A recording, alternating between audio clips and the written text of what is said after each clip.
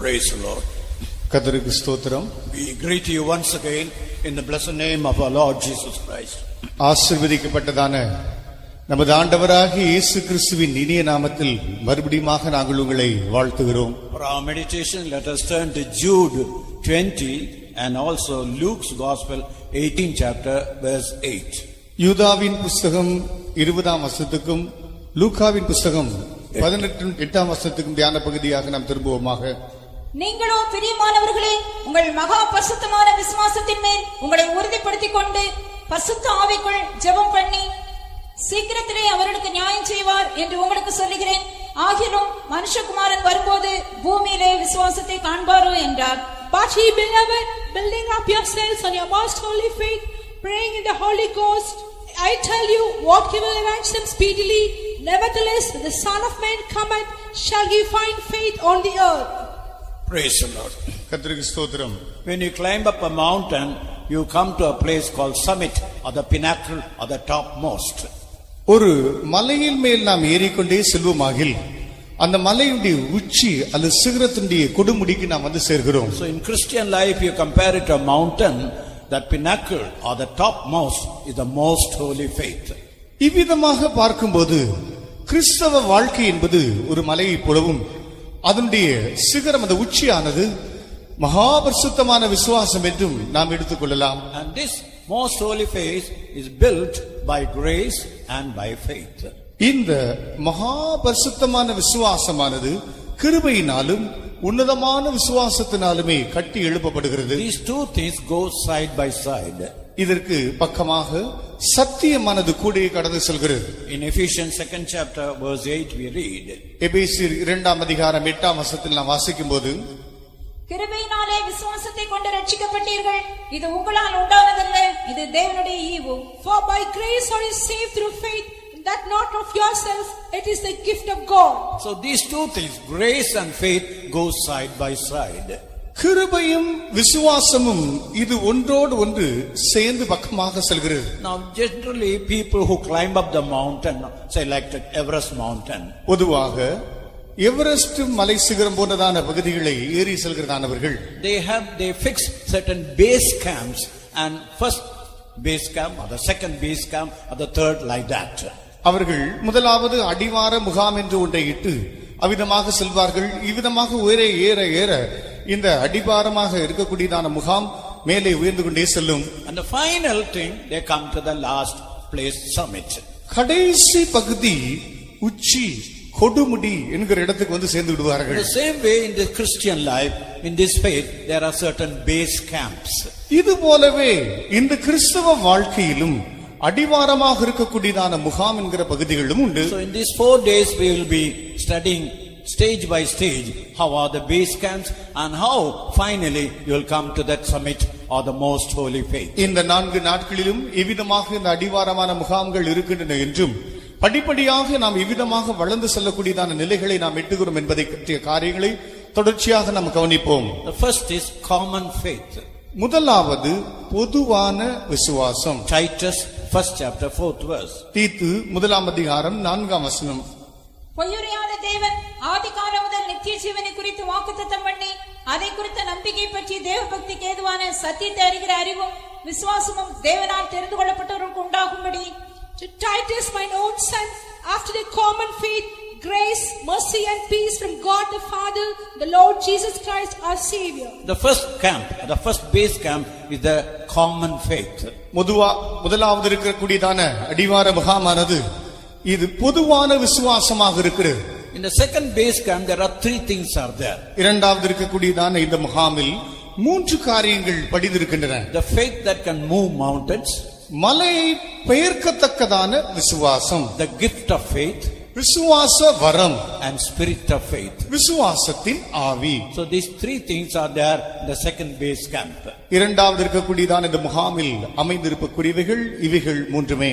1 Corinthians 13th chapter verse 2, முதலாம் கொரிந்தியர் 13ஆம் அதிகாரம் 2ஆம் வசனம், and 1 Corinthians 12th chapter verse 9, முதலாம் கொரிந்தியர் 12ஆம் அதிகாரம் 9ஆம் வசனம், and 2 Corinthians 4th chapter 13th verse. 2 கொரிந்தியர் 4ஆம் அதிகாரம் 13ஆம் வசனம்.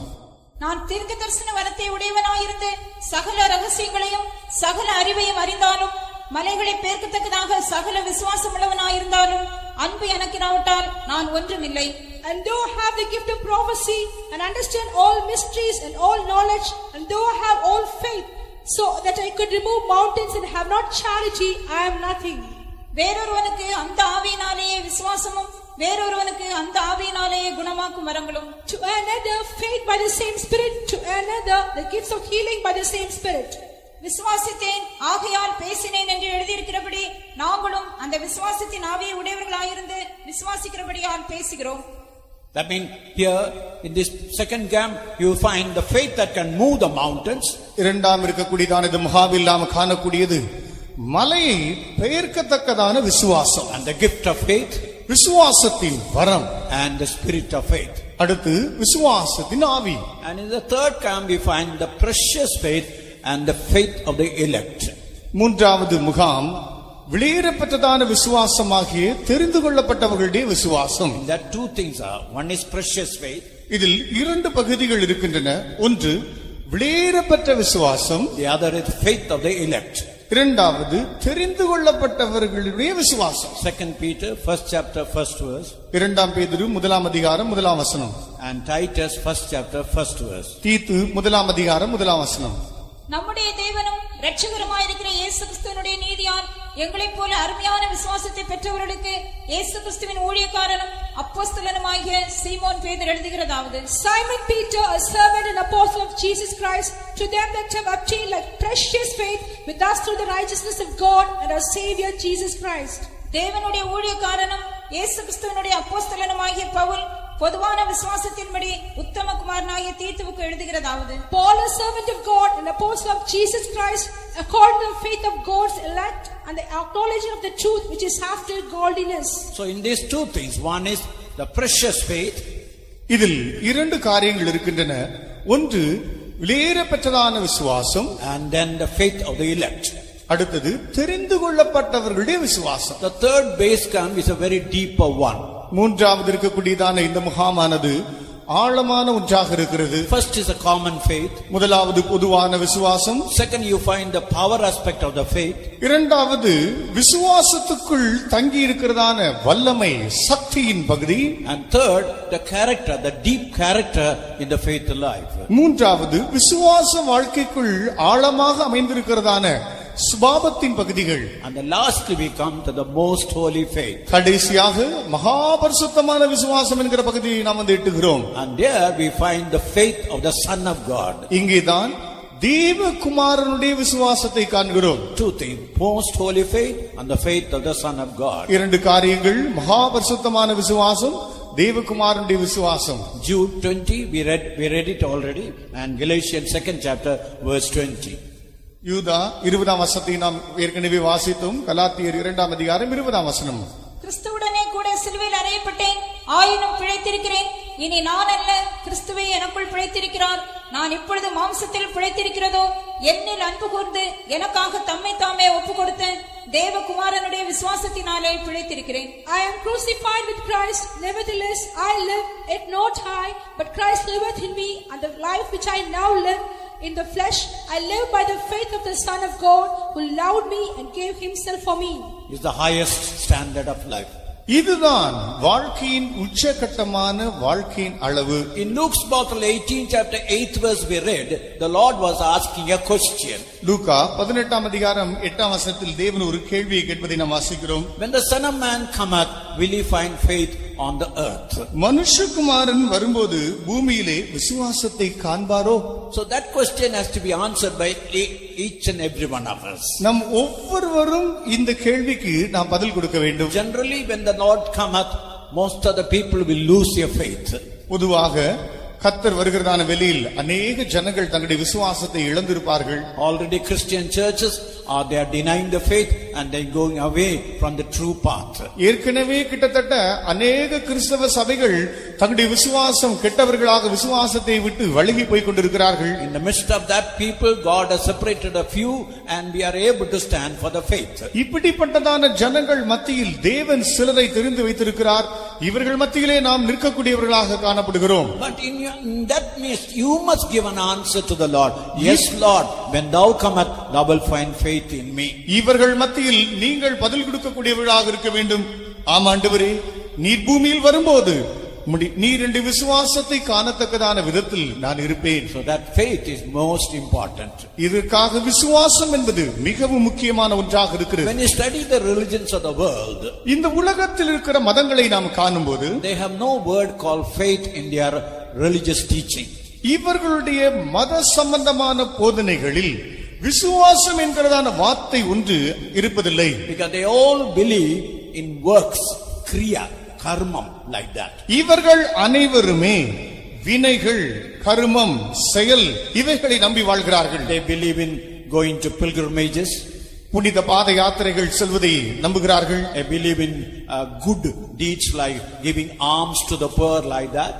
தர்மங்கள், தான தர்மங்கள் எல்லாம் செய்து நல்வினை செய்வதை நம்புகிறார்கள். So all this religion they teach about how to do good works and earn the favor of the God. இவ்விதமாக இருக்கின்ற இந்த மதங்கள் அனைத்தும் நற்காரியங்களை, நல்ல நல்ல செயல்களை செய்து எவ்விதமாக ஆண்டவரிடத்திலிருந்து தயையை பெற்றுக் கொள்ளலாம் என்பதையே சொல்கின்றன. When you come back to the Jewish religion, யூத மதத்துக்கு நாம் வந்து பார்க்கும்போது, the very father of the Jews, Abraham, இந்த யூதர்களுடைய தகப்பன் என்று அழைக்கப்படுகிற ஆபிரகாமை பற்றி நாம் படிக்கும்போது, he began his life by faith only. இவனோ தன்னுடைய ஜீவியத்தை விசுவாசத்தில் தான் ஆரம்பித்தான். He was justified by faith. இவன் விசுவாசத்தினாலே நீதிகரிக்கப்பட்டான். But later the Jewish leaders and the Jewish religion entered into the works. பிற்பாடு யூத சம்பந்தமாக இருக்கிறதான யூத மத தலைவர்கள் எல்லாம் கிரியைகளுக்குள்ளே புகுந்து விட்டார்கள். First it was faith, later it entered into the works. ஆதியிலே விசுவாசத்தின் அடிப்படையிலே இருந்த இவர்களோ பிற்பாடு கிரியைகளை நம்பிவிட்டார்கள். Romans 4th chapter verses 1 to 3. ரோமர் 4ஆம் அதிகாரம் முதல் 3 வசனங்கள். அப்படியானால் நம்முடைய தகப்பனாய் ஆபிரகாம் மாம்சத்தின்படி என்னத்தை கண்டடைந்தான் என்று சொல்லுவோம். ஆபிரகாம் கிரியைகளினாலே நீதிமானாக்கப்பட்டான் ஆகில் மேன்மை பாராட்ட அவனுக்கு ஏது உண்டு? ஆகிலும் தேவனுக்கு முன்பாக மேன்மை பாராட்ட ஏதுவில்லை. வேத வாக்கியம் என்ன சொல்லுகிறது?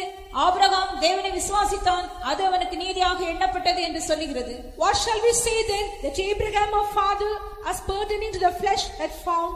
For if Abraham is justified by works, yet whereof to glory, but not before God. For what saith the scripture? Abraham believed God, and it was counted unto him for righteousness. So Abraham believed in God and it was counted him as righteousness. Abraham தேவனை விசுவாசித்தான், அது அவனுக்கு நீதியாக எண்ணப்பட்டது. But later the Jewish leaders, they had a very good form of religion. பிற்பாடு யூத மத தலைவர்களுக்கோ நல்ல ஒரு மதம் அமைந்திருந்தது. But they had lost that faith. They depended upon the works.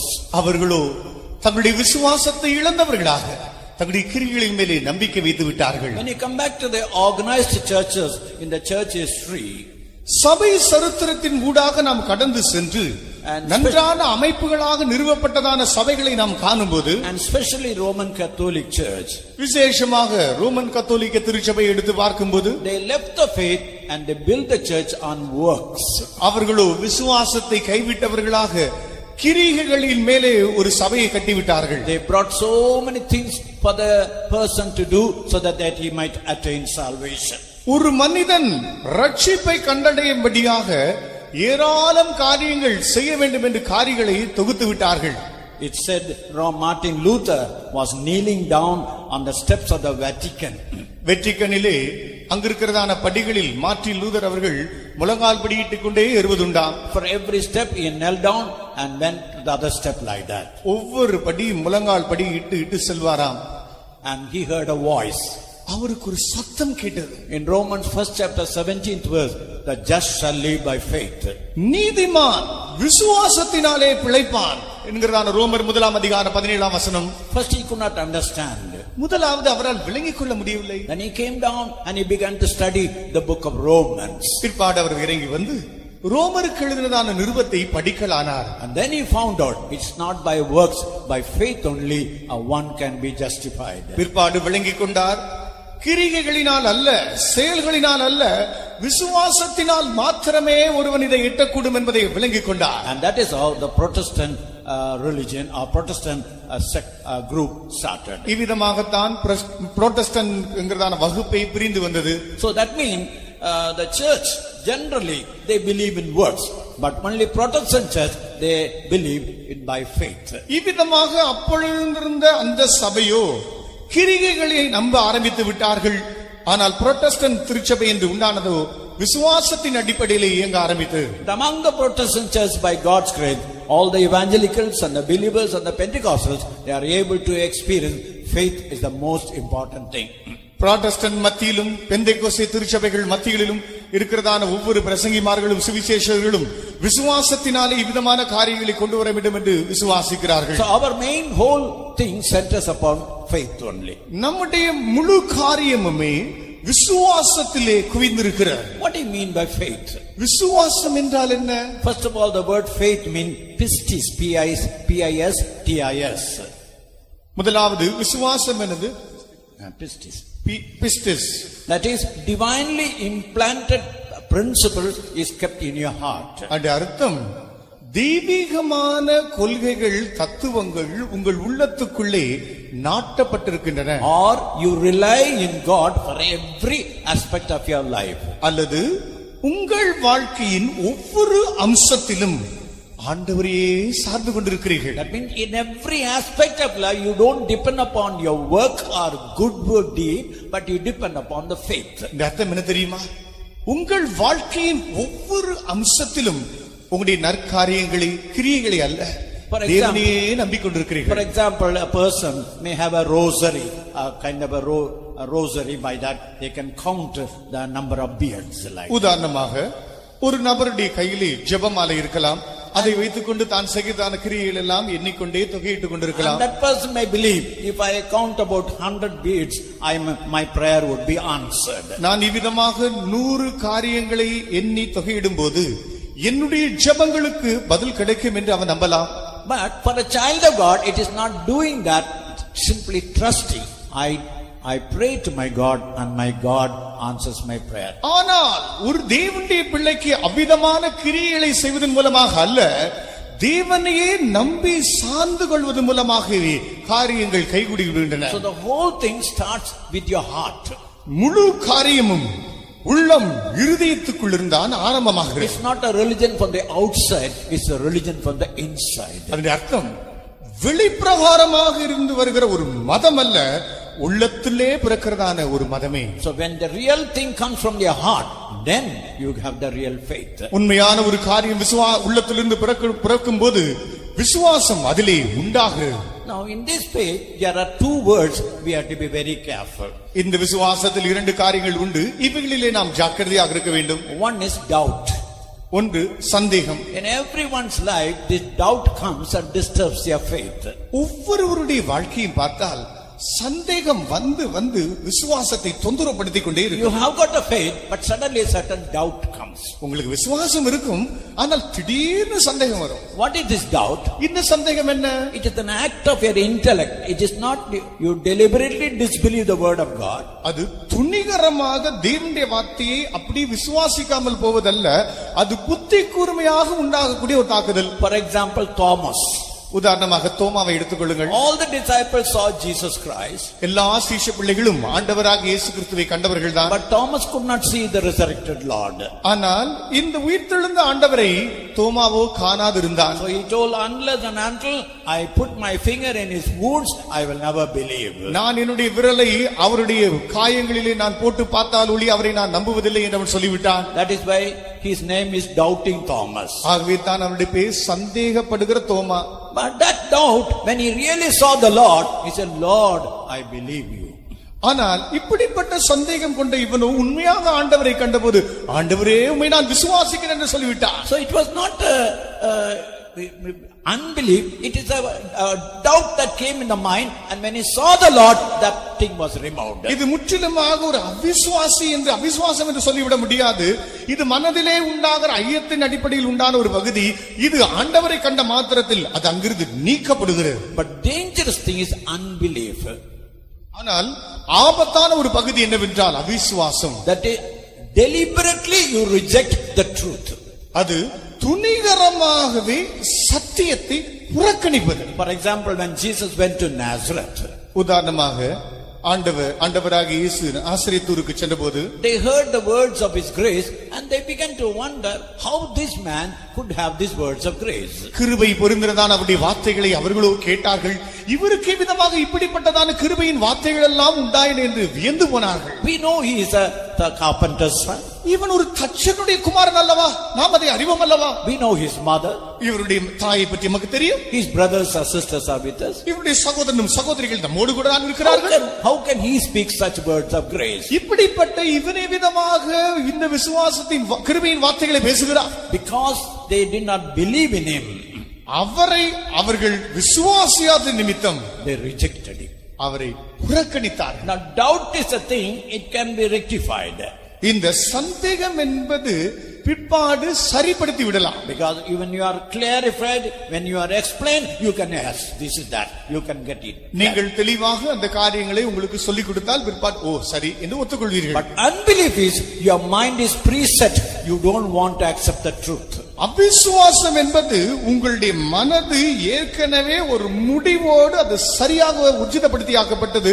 அதுக்கு பிற்பாடு அதை ஏற்றுக்கொள்வதில்லை. In these days you will understand, when you hear certain doctrines of the Bible, இனி வரும் நாட்களில் சில வேதத்தில் இருக்கிறதான சில உபதேசங்களை நீங்கள் கேட்கும்போது, certain doctrines you have got a preset opinion.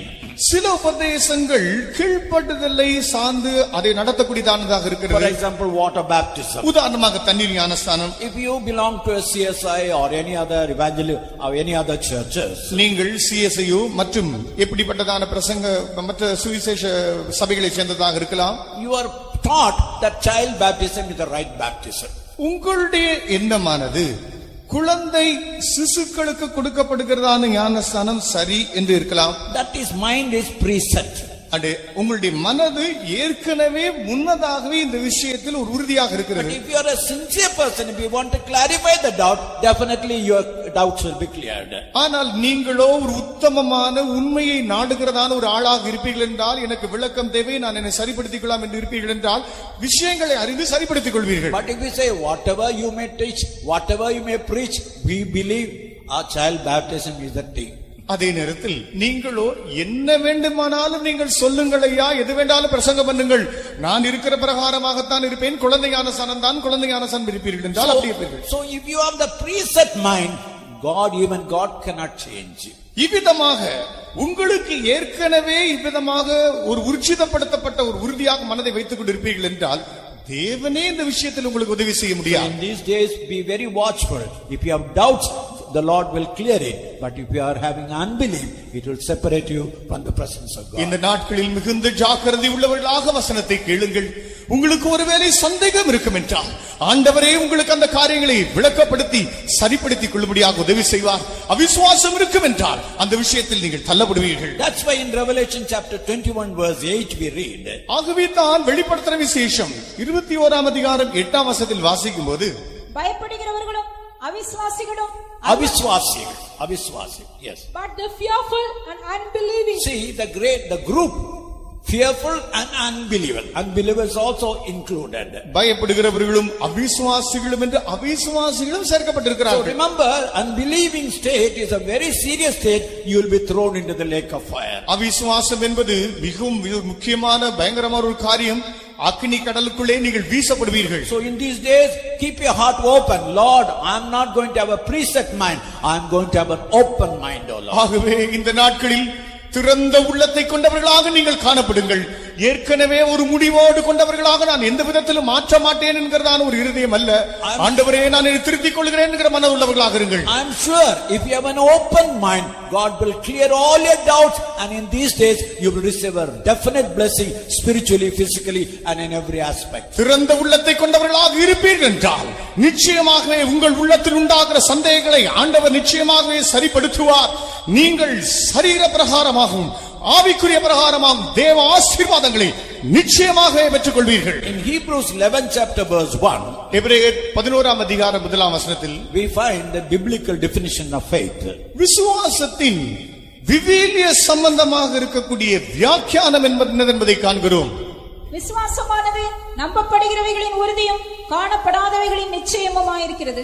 Now faith is a substance of things hoped for, the evidence of things not seen. Evidence of things not seen. காணப்படாதவைகளின் நிச்சயம். So many things we don't see. அநேக காரியங்கள் நாம் காண்கிறதில்லை.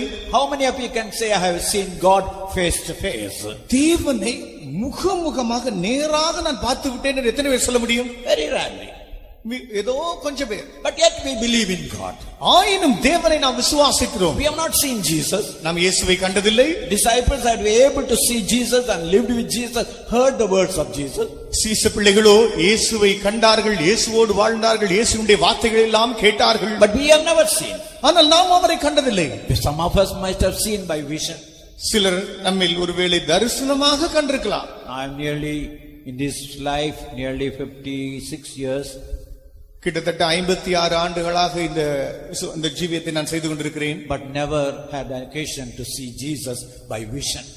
தரிசனமாக இயேசுவை அப்படி காணக்கூடிய ஒரு சந்தர்ப்பம் கூட எனக்கு வாய்த்ததில்லை. But the only thing by faith, by word.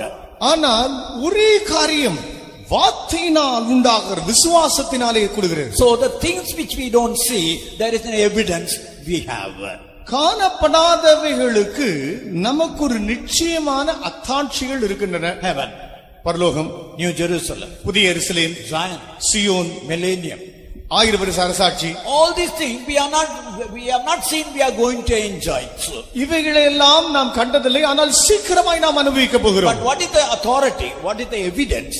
ஆயினும் இதற்கு இருக்கக்கூடியதான ஊர்ஜிதம் நிச்சயம் தான் என்ன? The evidence is the word of God. அதுக்குரியதான நிச்சயம் தேவனுடைய வார்த்தையே.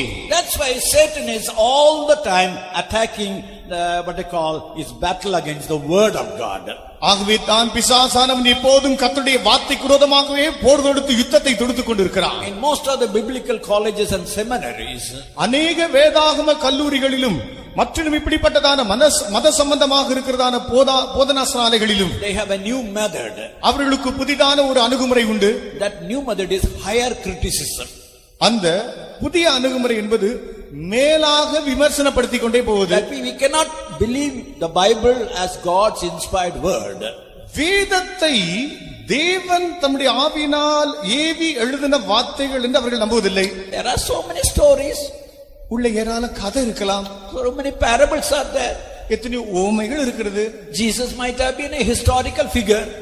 இயேசு கூட ஒரு சரித்திர நாயகனாக இருக்கலாம். We cannot believe everything whatever it is told in the Bible. வேதத்தில் சொல்ல எல்லாத்தையும் நாம் அப்படியே நம்பி விட முடியாது. Hardly you can take 10%, otherwise don't believe on other things. அதிகபட்சம் 10% நாம் எடுத்துக்கொள்ளலாம், மீதியை எஞ்சி இருக்கிற பகுதிகளை ஒதுக்கி விடலாம். That is how many of the Christian churches are losing the first faith. இப்படித்தான் அநேக கிறிஸ்தவ திருச்சபைகள் தங்களுடைய ஆதி விசுவாசத்தை இழந்திருக்கிறார்கள். When Dr. Billy Graham started his ministry, doctor Billy Graham அவர்கள் தன்னுடைய ஊழியத்தை ஆரம்பித்தார். all the biblical scholars told, don't go the old way, go for that higher criticism. வேத சம்பந்தமான எல்லா நிபுணர்களும் அவரை பார்த்து சொன்னார்கள், ஏன் இப்படிப்பட்டதான ஒரு ஆழமான விதத்தில் கடந்து செல்ல வேண்டாம், மேன்மையான விதத்தில் ஏதோ காரியங்களை விமர்சனப்படுத்திக் கொண்டே சென்று விடும் என்று சொன்னார்கள். But Billy Graham told, ஆனால் டாக்டர் பில்லி கிரஹாம் அவர்கள் விதமாக சொன்னார், I believe the Bible is the word of God. வேதம் தேவனுடைய வார்த்தை என்பதை நான் நம்புகிறேன். I believe exactly. I don't want any other criticism on that. அதை அப்படியே நம்புகிறேன். இனியும் இதற்கு மேல ஒரு விமர்சனம் எனக்கு தேவையில்லை. So dear brother, dear sister, அருமையான சகோதரனே சகோதரி, we don't want any higher criticism or low criticism. We believe the word of God is the Bible. இதை பற்றி ஏற இறங்க சொல்லக்கூடிய விமர்சனங்கள் நமக்கு தேவையே இல்லை. வேதம் விவிலியம் தேவனுடைய வார்த்தை என்றே நம்புகிறோம். Every word is inspired by the Lord. ஒவ்வொரு வார்த்தையும் தேவனால் ஏவப்பட்டு எழுதப்பட்டவைகள். In these days you will find how accurately the word is God's inspired word. இந்த இனிவரும் நாட்களில் ஒவ்வொரு வார்த்தை வசனமும் தேவனால் எழுதப்பட்டதான தெள்ளந்தெளிவமான வார்த்தைகள் என்பதை நாம் ஊர்ஜிதமாய் காண்போம். The word scripture means graph. வேதம் என்றால் அது ஒரு கிராஃப் போல, வரைபடம் போல. Now suppose you want to take a world map. உதாரணமாக உலக வரைபடத்தை எடுத்துக்கொள்ளுங்கள். Generally you keep a tracing paper. பொதுவாக அதிலிருந்து அப்படியே இன்னொரு படம் எடுக்கக்கூடியதான மேலே ஒரு ட்ரேசிங் ஷீட் வைப்பதுண்டு. And in that you take the exact map. அதில் இருந்து அப்படியே அந்த வரைபடத்தை வரைந்து எடுப்போம். That is called the scripture. இதுதான் வேதம். That is the scripture is the written voice of God. வேதம் என்று சொல்லும்போது தேவனுடைய வார்த்தை எழுதப்பட்டதான வடிவில் இருப்பவைகள். You can hear the voice of God. தேவனுடைய வார்த்தையை கேட்கலாம். But here the voice of God is written. இங்கு தேவனுடைய வாயின் வார்த்தை எழுதப்பட்ட வடிவில் இருக்கிறது. So scripture is the written voice of God. ஆகவே வேதம் என்று சொல்லும்போது எழுதப்பட்டதான தேவனுடைய வாயின் வார்த்தைகள். So I am telling these things so that you might see how your faith is founded. உங்கள் விசுவாசம் எவ்விதமாக வேர் ஊன்றப்பட வேண்டும் என்பதற்காகவே இவைகளை நான் பேசிச் சொல்கிறேன். If your faith is founded on someone's teaching and somebody's explanation, you will never be able to continue come to that highest place of most holy place. உங்கள் விசுவாசம் வேறு ஒருவருடைய விமர்சனங்கள், வேறொரு காரியத்தின் வார்த்தைகள் இவைகளின் மேலே வேர் ஊன்றப்பட்டிருக்கும் என்றால் அது மகா பரிசுத்தமான விசுவாசத்தின் நிலையை வந்து எட்ட முடியாது. Your faith must be founded and grounded on the living and the written voice of God. உங்களுடைய விசுவாசமானது எழுதப்பட்டதான தேவனுடைய வாயின் வார்த்தையிலே அது அமர்ந்து வேரூன்றப்பட்டு சார்ந்திருக்க வேண்டும். But in this there is a one particular difficulty is there. இதில் ஒரு குறிக்கப்பட்டதான பிரச்சனை இருக்கிறது. For example, உதாரணமாய் the three wise men, மூன்று சாஸ்திரிகள், they saw the star. அவர்கள் நட்சத்திரங்களை கண்டார்கள். So they knew there was a king born to the Jews. யூதர்களுக்கு ராஜாவாக ஒருவர் பிறந்திருக்கிறார் என்று கணக்கிட்டார்கள். They looked at the star and they came almost up to Jerusalem. அவர்கள் அந்த நட்சத்திரங்களை கண்டு எருசலேம் முகமாக திரும்பி வந்தார்கள். But when they came to Jerusalem, எருசலேமுக்கு வந்தபோது they began to use their human mind. அவர்கள் மனுஷிகமான தங்களுடைய புத்தியை உபயோகப்படுத்தினார்கள். First they were guided by the star. முதலாவது நட்சத்திரத்தினாலே வழிநடத்தப்பட்டார்கள். Second they began to use the reason. இரண்டாவது தங்களுடைய புத்தி கூர்மைகளை எடுத்து உபயோகப்படுத்தினார்கள். So according to the reason they went to the palace. அவர்கள் தங்களுடைய புத்தியின்படி அரண்மனைக்கு போனார்கள். Why? ஏன்? A king must be only born in a palace. ராஜா வென்றால் அரண்மனையில் தானே பிறந்திருக்க வேண்டும். But they could not find Jesus. ஆனால் இயேசுவை அங்கு காண முடியவில்லை. So their reason could not lead them to Jesus Christ.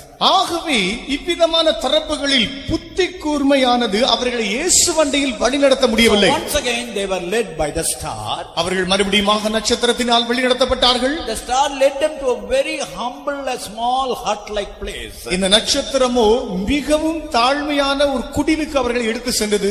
There they bowed and worshipped Jesus. அங்கே இயேசுவை பணிந்து அவரை வணங்கினார்கள். Just a humble surrounding and the poor mother and father and a small child, but they worshipped him as king. ஒரு தாழ்மையான சூழ்நிலை, ஏழையான தாயும் தகப்பனும் ஒரு சிறு பிள்ளை, இந்த இடத்தில் இயேசுவையோ அவர்கள் பணிந்து கொண்டார்கள். So the reason always tries to play a little disturbance in your faith. இந்த உங்களுடைய விசுவாசத்தில் உண்டாகிறதான தொந்தரவுகளுக்கு கூடியதான காரணங்கள், that is, first, even you are guided by the revelation, you will go to the right place. முதலாவது வெளிப்படுத்தலின்படி நீங்கள் செல்வீர்கள் என்றால் சரியான இடத்துக்கு செல்வீர்கள். But if you begin to use reason, there only you begin to have difficulties. உங்களுடைய புத்தியை, அறிவை உபயோகப்படுத்த ஆரம்பிப்பீர்கள் என்றால் தொந்தரவுபட ஆரம்பிப்பீர்கள். In John's Gospel 5th chapter 39th verse, யோவான் சுவிசேஷம் 5ஆம் அதிகாரம் 29ஆம் வசனம், வேத வாக்கியங்களை ஆராய்ந்து பாருங்கள், அவைகளால் உங்களுக்கு நித்திய ஜீவன் உண்டென்று எண்ணுகிறீர்களே, என்னை குறித்து சாட்சி கொடுக்கிறவைகளும் அவைகளே. Search the scripture, for in them you think you have eternal life, and they are they which testify of me. So in these days we are going to search the scriptures only. நாம் இதில் தேவ வேத வசனங்களை ஆராய்ந்து பார்க்க வேண்டும். In these days we are going to search the scriptures. இந்த நாட்களில் நாம் வேத வாக்கியங்களை ஆராய்ந்து பார்க்க போகிறோம். What does the scripture say about this faith? இந்த விசுவாசத்தை பற்றி வேதம் என்ன சொல்கிறது? How can I build my faith? நான் என் விசுவாசத்தை எப்படி கட்டி எழுப்பலாம்? How can I build my faith according to the word of God? கர்த்தருடைய வசனத்தின்படி நான் எப்படி என் விசுவாசத்தை கட்டி எழுப்பலாம்? Because nowadays there are many occasions where people who had been a church member for 30 years and 40 years, they are disturbed. இந்த நாட்களில் பார்த்தால் 30-40 வருஷம் விசுவாசிகளாக இருக்கிறவர்கள் சில சூழ்நிலைகள் உண்டாகும்போது தொந்தரவு பட்டு அலசடிப்படுகிறார்கள். And sometimes servants of God also. சில வேளைகளில் கர்த்தருடைய ஊழியர்களும் அப்படித்தான். They are unable to know whether this is the word of God or whether this is the truth or not. இது தேவனுடைய வசனமா சத்தியமா என்று கூட அவர்கள் ஐயப்பட்டு விடுகிறார்கள். So now we ought to stand on the scripture, search the scripture. There you will find Jesus Christ. நாமோ இப்பொழுது வேத வசனங்களை வேத வாக்கியங்களை ஆராய்ந்து பார்க்க வேண்டும். அங்கே இயேசுவை கண்டடைவோம். The more you search, the more you will find Jesus Christ. அதிகம் ஆராய்ச்சி செய்ய அதிகம் இயேசுவை காண்போம். But when you search the scripture, வேதத்தை நாம் ஆராய்ந்து பார்க்கும்போது you have to be careful about two things. இரண்டு காரியங்களை குறித்து நாம் ஜாக்கிரதையாக இருக்க வேண்டும். In Greek that word one is esegeus. கிரேக்க பாஷையில் இசிஜியஸ் என்ற ஒரு வார்த்தை உண்டு. ESIGESIUS. ESIGUSUS. That is taking a word and using that word according to your own profit. அதோட அர்த்தம் என்ன தெரியுமா? ஒரு வசனத்தை எடுத்து நம்முடைய சொந்த ஆதாயத்துக்கு ஏற்ற பிரகாரம் திருப்பி நாம் உபயோகப்படுத்துவது. It's in the Bible. அது வேதத்தில் தான் இருக்கும். But you can use it according to your own profit. ஆனால் அதை எடுத்து உங்களுடைய சொந்த லாபம் ஆதாயத்துக்கு ஏற்ற பிரகாரமா அதை யூஸ் பண்ணுவது. For example, 1 Timothy 5th chapter verse 23. அதுக்கு உதாரணமாக 1 தீமோத்தேயு 5ஆம் அதிகாரம் 23ஆம் வசனத்தில் Paul says you have got stomach disorder quite often. Pavul சொல்கிறார் உனக்கு அடிக்கடி வயிற்று சம்பந்தமான ஒரு கோளாறுகள் So take little wine. ஆகவே கொஞ்சம் திராட்சை ரசத்தை கூட்டிக்கொள். Years back I had to visit a brother who was working in a factory. சில ஆண்டுகளுக்கு முன்பாக ஒரு தொழிற்சாலையிலே வேலை செய்கிறதான ஒரு சகோதரனை சந்திக்கக்கூடிய ஒரு வாய்ப்பு எனக்கு உண்டாயிற்று. And that was a factory which brewed wine and spirit like that. அந்த தொழிற்சாலையானது இவ்விதமாக திராட்சை ரசத்தின் மூலமாக சாராயம் மற்றும் இப்படிப்பட்டதான வஸ்துகளை உண்டாக்கக்கூடிய கம்பெனி கூட. That is the way they make wine and spirit like that. அதிலிருந்து இந்த வைனையும் மற்றும் சாராயம் போன்றதான பொருட்களை உண்டாக்கக்கூடிய. As I entered into the factory, அந்த தொழிற்சாலைக்குள் நுழைந்த உடனே the first word is 1 Timothy 5:23. அந்த தொழிற்சாலைக்குள் இருக்கிற முதல் வார்த்தையை 1 தீமோத்தேயு 5ஆம் அதிகாரம் 23ஆம் வசனம். The first word there, you can take little wine, it is given in the Bible. நீங்கள் கொஞ்சம் திராட்சை ரசத்தை கூட்டிக் கொள்ளலாம், பைபிளிலே சொல்லியிருக்கேன். So you take the Bible, as it is said, you can take little wine, what is wrong in it? நீங்கள் கொஞ்சம் கூட திராட்சை ரசத்தை கூட்டிக் கொள்ளலாம், பைபிளிலும் போட்டிருக்கு, இதுல என்ன தப்பு? And the second verse in Ephesians 4 chapter 26th verse, எபேசியர் 4ஆம் அதிகாரம் 26ஆம் வசனம் 2ஆம் வசனமாய் பாரும்போது, be angry but sin not. நீ கோபம் கொண்டாலும் பாவம் செய்யாதிரு. Oh, Bible says you can get angry, only thing you should not sin. பைபிளிலே போட்டிருக்கிறது நீ கோபம் கொள்ளலாம், ஆனால் விஷயம் என்னவென்னா பாவம் மாத்திரம் செஞ்சிடக்கூடாது. So that means you are taking a verse to suit your own profit.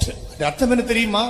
வேத வசனத்தை எடுத்து உங்களுடைய சுய லாபத்துக்காக திசை திருப்பிக் கொள்கிறீர்கள். That is how many people, even evangelical groups, take the word and use it for their own profit. இப்படித்தான் अनेक ஜனங்கள் சுவிசேஷ சம்பந்தமான குழுக்கள் கூட வேத வசனத்தை எடுத்து தங்களுடைய சுய ஆதாயத்துக்கு எதுவாக திசை திருப்பிக் கொள்கிறார்கள். Never take the scripture and use it for your own self.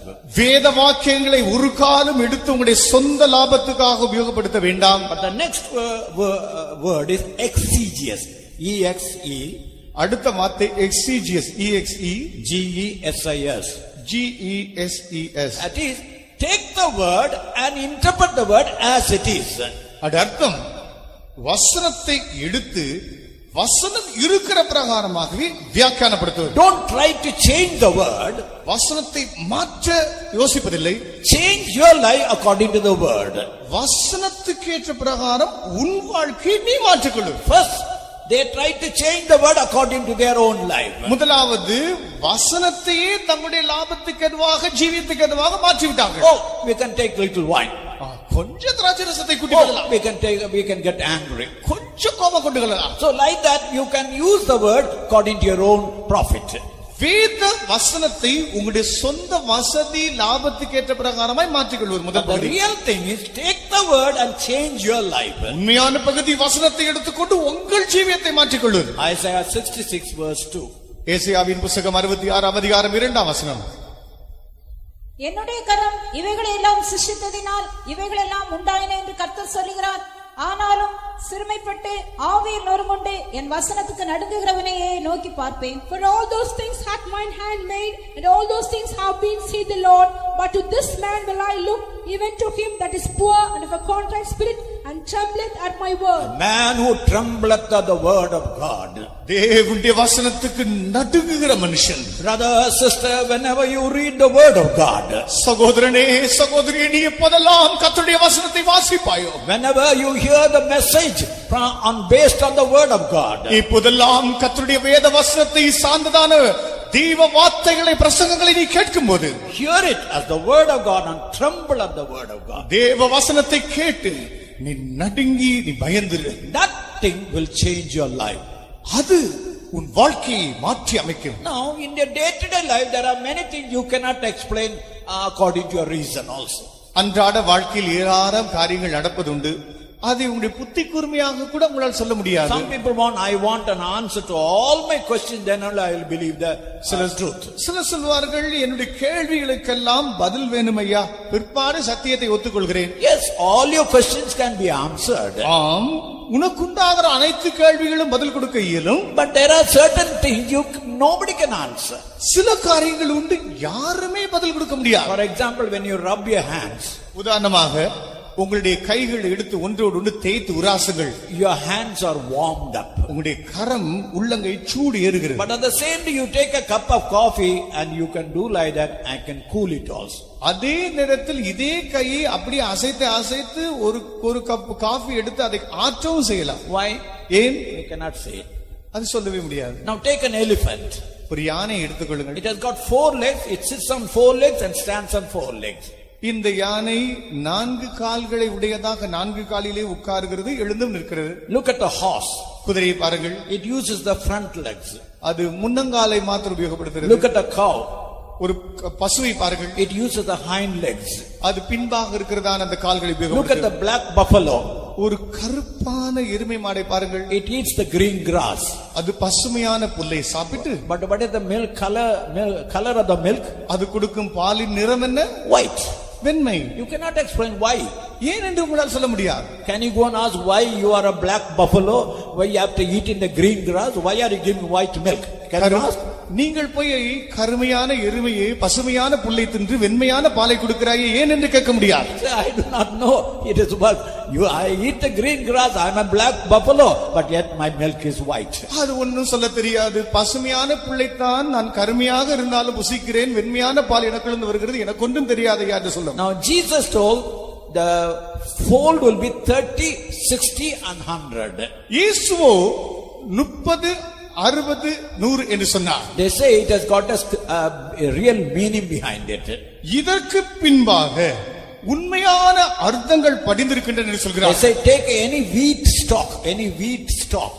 எந்த ஒரு பசுமையான கதிர்களை எடுத்துக்கொள்ளுங்கள். You will only find even number 30, 60, 100 or 40, 80, 100 like that. அது எப்போதும் 40, 60, 100 என்று இவ்விதமாக இரட்டிப்பான மடங்கள் தான் அது இருக்கும். Why they are unable to understand? ஏன் அதெல்லாம் இப்போ புரிந்து கொள்ள முடியவில்லை? That's why Jesus told 30, 60 and 100. 30, 60, 100 என்று இயேசு சொன்னார். He could have told 30 and 59. He could have told. அவர் இப்படி சொல்லிருக்கலாம், 30, 59 சொல்லிருக்கலாம். He said 30, 60 and 100. 30, 60, 100. They say you watch the waves in the sea. அந்த சமுத்திரத்தினுடைய அந்த கரைகளை பார்க்கும்போது every time, for every minute, 26 times it hits him. ஒவ்வொரு முறையும் 26 முறை வந்து அது மோதுகிறதா? At all seasons it hits like that. எல்லா சீசன், எல்லா தட்பவெட்ப சீதோஷ்ண நிலையிலும் விதமாக So மோதுகிறது. that means nobody can explain it. இதில் யாரும் பதில் கொடுக்க But இயலவில்லை. yet they believe it. ஆனால் நம்பத்தான் வேண்டும். So brother, sister, the first approach to study the Bible is believe as it is. That's all. சகோதரனே, சகோதரியே, வேதத்தை முதலாவது நாம் படிக்கும்படியாக அணுகக்கூடிய முறையானது விசுவாசத்தின் அடிப்படையிலே. If you want to have an answer according to your reason, you may not find all explanation. உங்களுடைய சொந்த புத்தி அறிவின்படி நீங்கள் அதுக்கு பதில் கொடுக்க முனைவீர்கள் என்றால் அதில் நீங்கள் தவற விடுவீர்கள். But at the same time, அதே வேளையில் look at our Lord Jesus Christ. ஆண்டவராக இயேசுவை பாருங்கள். In Matthew's Gospel 6th chapter 26th verse, மத்தேயு சுவிசேஷம் 6ஆம் அதிகாரம் 26ஆம் வசனம், ஆகாயத்து பட்சிகளை கவனித்து பாருங்கள். கவனித்து பாருங்கள். Yes. Behold the fowls of the air. And also read Matthew 6:28. மத்தேயு 6:28. உடைக்காகவும் நீங்கள் கவலைப்படுகிறது என்ன? காட்டு புஷ்பங்கள் எப்படி வளர்கிறது என்று கவனித்து பாருங்கள். கவனித்து. And why take ye thought for raiment? Consider the lilies of the field. He did not say God will look after you as a blanket statement. ஏதோ தேவன் உன்னை கவனித்துக் கொள்வார் என்று சும்மா குருட்டுத்தனமாக சொல்லவில்லை. He said look at the birds. பறவைகளை கவனித்து பார். How are they doing anything for their food? தங்களுடைய ஆகாரத்துக்காக இந்த பட்சிகள் ஏதாவது செய்கிறதா? No, even the heavenly Father meets their need. பரமபிதா அவர்களுடைய தேவைகளை எல்லாம் சந்திக்கிறார். Look at the grass, how beautifully they are clothed. இங்கு இருக்கிறதான இந்த புல்களை எல்லாம், புஷ்பங்களை எல்லாம் பாருங்கள், எப்படி அழகாக உடுத்தி இருக்கிறது. Look at the lilies of the field. காட்டு புஷ்பங்களை கவனித்து So பாருங்கள். that shows even Jesus want the people to use their mind also. இதிலிருந்து அறிந்து கொள்ள வேண்டியது, ஆண்டவராக இயேசுவும் ஜனங்கள் தங்களுடைய மனது சிந்தித்து பார்க்க வேண்டி வாஞ்சித்தார். So that means our faith is not a blind faith also. இதிலிருந்து அறிந்து கொள்ளக்கூடிய விஷயம், நம்முடைய விசுவாசம் ஏதோ குருட்டு விசுவாசமும் அல்ல. It has got certain reasonable thing also. இதற்கென்று உண்மையாகவே நிஜமாக இருக்கக்கூடிய பகுதிகளும் உண்டு. That's why in Romans 2nd chapter verse 1, ரோமர் 2ஆம் அதிகாரம் 1ஆம் வசனத்தில் Paul uses the first word therefore. ஆகவே தான் பவுல் ஆகவே என்று ஆரம்பிக்கிறார். In Romans 5:6, for, he uses word for. அதற்காக என்று ரோமர் அந்த வசனத்தில் வாசிக்கிறோம். In Romans 6:1, what? That means he argues and brings the truth. ரோமர் 6ஆம் அதிகாரம் 1ஆம் வசனத்தில் ஆகையால் என்று சொல்லி சத்தியத்தை சொல்லி வாதித்து அதை நிரூபிக்கிறார். So when you study the scripture, நீங்கள் வேதத்தை படிக்கும்போது you can study the scripture by believing it. நீ விசுவாசத்தினாலே வேத புத்தகங்களை படிக்கலாம். At the same time, you can reason out and find out a correct answer according to the wisdom of God. அதே நேரத்தில் அதற்கு சரியாக என்ன காரியங்கள் என்று புத்திபூர்வமாக அணுகி அதுக்குரியதான காரணங்களாலும் அதை படித்தறியலாம். So now we are coming to the first base camp. முதலாவது முகாமுக்கு இப்பொழுது நாம் வருகிறோம். That is the common faith. அது பொதுவான விசுவாசம். All of us have to have the common faith. எல்லாருக்குமே பொதுவான விசுவாசம் என்று உண்டு. Unless and until you enter into the common faith base camp, you can never come up to the summit. இதனுடைய அடிவார முகாமாகிய பொதுவான விசுவாசம் என்கிறதுக்குள் நீங்கள் பிரவேசிக்காத பட்சத்தில் மேலான பகுதிகளுக்கு நாம் கடந்து செல்ல முடியாது. In Acts of the Apostles 26th chapter, அப்போஸ்தலர் நடபடிகள் 26ஆம் அதிகாரம் 16 to 18, 16 முதல் 18 வரை உள்ள வசனங்கள், we find what are the things in the common faith. பொதுவான விசுவாசத்துக்குள் இருக்கிற காரியங்கள் என்னதென்பதை நாம் கண்டுபிடிக்கிறோம். இப்பொழுது நீ எழுந்து காலூன்றி நில். நீ கண்டவைகளையும் நான் உனக்கு தரிசனமாகி காண்பிக்க போகிறவைகளையும் குறித்து உன்னை ஊழியக்காரனாகவும் சாட்சியாகவும் ஏற்படுத்துகிறதற்காக உனக்கு தரிசனமானேன். உன் சுய ஜனத்தாரிடத்து நின்றும் அந்நிய ஜனத்தாரிடத்து நின்றும் உன்னை விடுதலையாக்கி அவர்கள் என்னை பற்றி விசுவாசத்தினாலே பாவ மன்னிப்பையும் பரிசுத்தமாக்கப்பட்டவர்களுக்குரிய சுதந்திரத்தையும் பெற்றுக் கொள்ளும்படியாக அவர்கள் இருளை விட்டு ஒளியினிடத்திற்கும் சாத்தானுடைய அதிகாரத்தை விட்டு தேவனிடத்திற்கும் திரும்பும்படிக்கு நீ அவர்களுடைய கண்களை திறக்கும்படிக்கும் இப்பொழுது உன்னை அவர்களிடத்திற்கு அனுப்புகிறேன் என்றார். But rise and stand upon thy feet, for I have appeared unto thee for this purpose, to make thee a minister and a witness both of these things which thou hast seen, and of those things in the which I will appear unto thee, delivering thee from the people and from the Gentiles, unto whom I shall send thee, to open the eyes, to turn them from darkness to light, from the power of Satan unto God, that they may receive forgiveness of sins and inheritance among them which are sanctified by faith that is in me. In this common faith, இந்த பொதுவான விசுவாசத்தில் you are brought from darkness to light. அந்தகாரத்திலிருந்து வெளிச்சத்திடத்துக்கு நீ கொண்டு You are வரப்பட்டிருக்கிறாய். brought from the power of Satan to God. நீ பிசாசு சாத்தானுடைய அதிகாரத்திலிருந்து தேவனண்டையில் கொண்டு வரப்பட்டிருக்கிறாய். And through faith you are sanctified and be made ready for the inheritance for the saints of God. விசுவாசத்தினாலே நீ பரிசுத்தமாக்கப்பட்டு தேவனுடைய பரிசுத்தவான்களுக்காக வைக்கப்பட்டதான சுதந்திரத்துக்குள் So in பங்காளியாகிறாய். this common faith, these three things are generally included. பொதுவான விசுவாசத்தில் இந்த மூன்று காரியங்கள் இருக்கின்றன. You are delivered from the power of darkness. அந்தகாரத்தின் அதிகாரத்திலிருந்து நீ விடுதலையாக்கப்பட்டிருக்கிறாய். You are delivered from the power of Satan. நீ பிசாசு சாத்தானின் அதிகாரத்திலிருந்து விடுதலையாக்கப்பட்டிருக்கிறாய். You are trained up. You are sanctified to partake in the inheritance of the saints of God. நீயோ பரிசுத்தமாக்கப்பட்டு சுத்திகரிக்கப்பட்டு நீ தேவனுடைய பரிசுத்தவான்களுடைய சுதந்திரத்துக்குள் பங்காளியாகும்படியாக How many of ஏற்படுத்தப்பட்டிருக்கிறாய். us could come today? I was once a sinner. Now I am saved. முன்னே நான் பாவியாக இருந்தேன், இப்பொழுது நான் ரட்சிக்கப்பட்டிருக்கிறேன் என்று எத்தனை பேர் சொல்ல முடியும்? I was once in the darkness. முன்னே நான் அந்தகாரத்துக்குள்ளே குடியிருந்தேன், Now I am in the light. இப்பொழுது நானோ வெளிச்சத்தில் வசிக்கிறேன். Once I was under the power of Satan. முன்னே சாத்தானின் அதிகாரத்தின் கீழ் நான் அடிமையாக இருந்தேன், Now I am under the power of God. இப்பொழுது நானோ தேவனுடைய வல்லமையின் கீழ் இருக்கிறேன். How many can say like that? எத்தனை பேர் சொல்ல முடியும்? Kindly lift up your hand. தயவு செய்து கரங்களை உயர்த்துங்கள். Hallelujah! Hallelujah! This is the common faith. இதுவே பொதுவான விசுவாசம். Wherever you go, you can share. I was once under darkness, I am brought unto light. எங்கே போனாலும் இவ்விதமாக நீ பறைசாற்றி பகிர்ந்து கொள்ள முடியும். முன்னே நான் அந்தகாரத்துக்குள் இருந்தேன், இப்பொழுது நான் வெளிச்சத்தில் இருக்கிறேன். I was once under the power of Satan, now I am delivered from the power of Satan. சாத்தானின் அதிகாரத்துக்குள் முன்னே இருந்தேன், இப்பொழுதோ நான் விடுதலையாக்கப்பட்டிருக்கிறேன். I did not know the inheritance that is reserved for saints.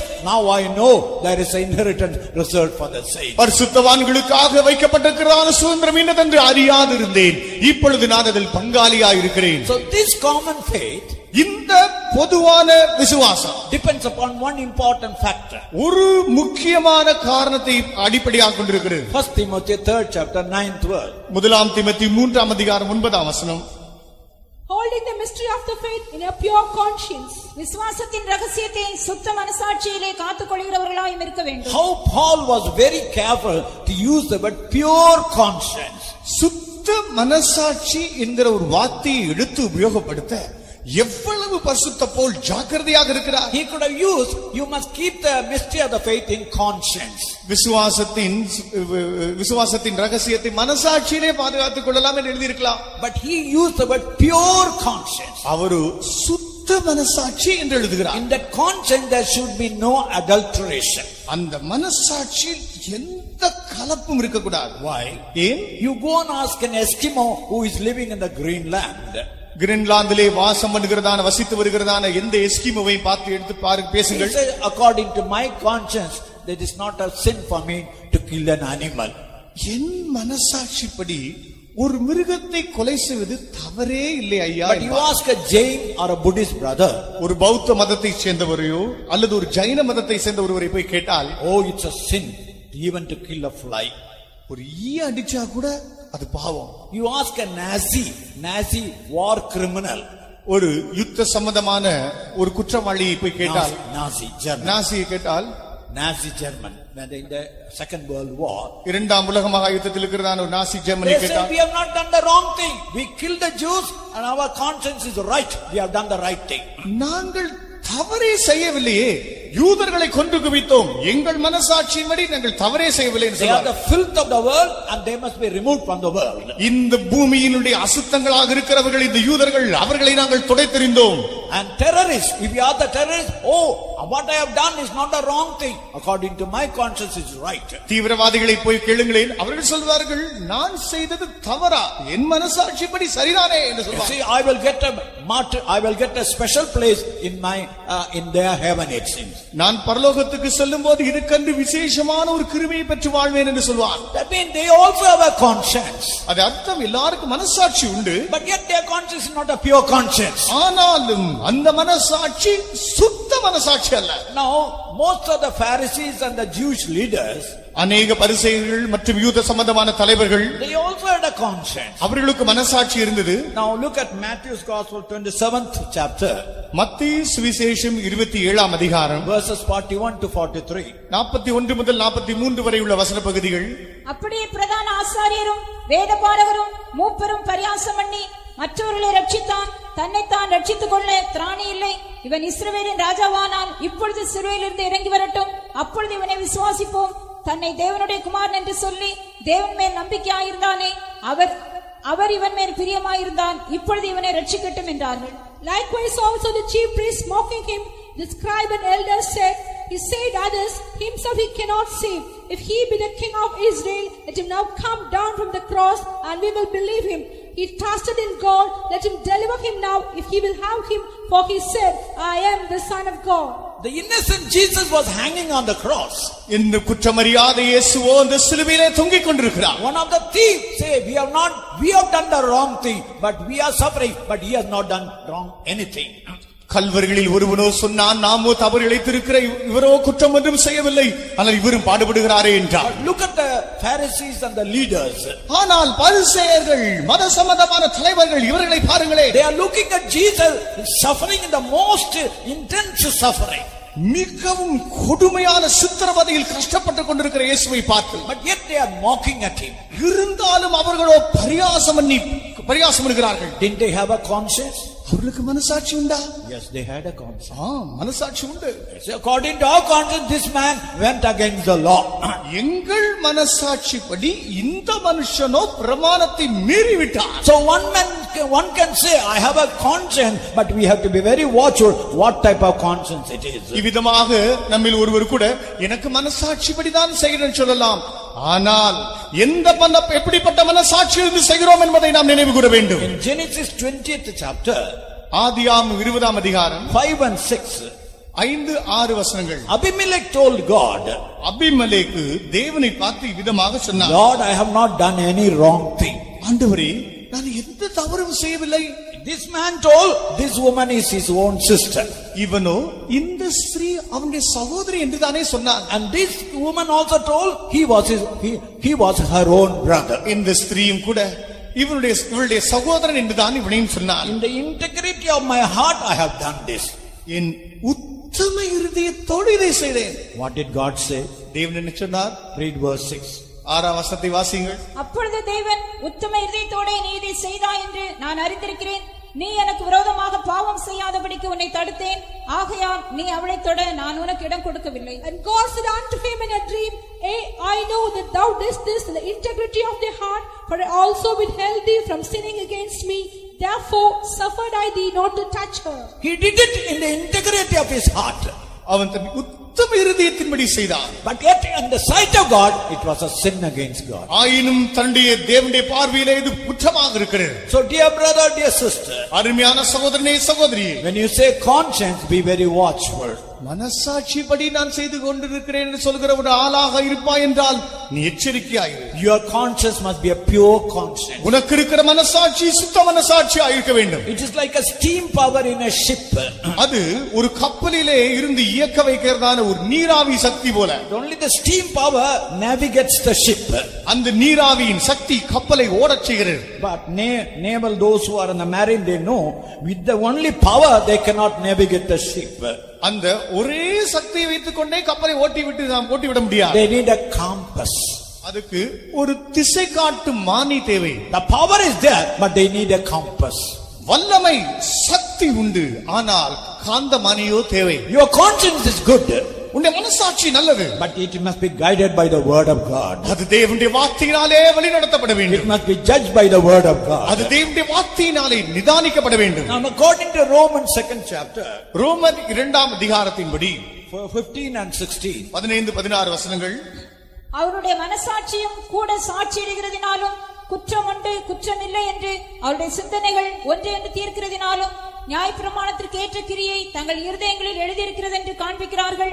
என் சுவிசேஷத்தின்படியே தேவன் இயேசு கிறிஸ்துவை கொண்டு மனுஷருடைய அந்தரங்கங்களை குறித்து நியாய தீர்ப்பு கொடுக்கும் நாளிலே இது விளங்கும்.